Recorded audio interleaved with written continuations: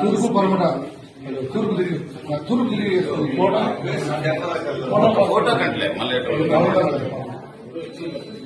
అంటే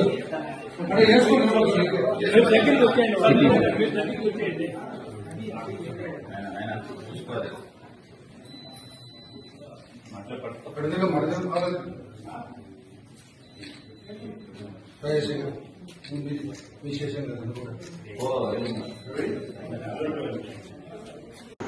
అనుమానం వచ్చి విచారిస్తే ఈ అమ్మాయి ఆ అమ్మాయి నెంబర్ ఇచ్చింది, ఆ నెంబర్ కూడా ఈడు ఇతర నెంబర్ ఇచ్చింది, ఆ నెంబర్ పోలేదు.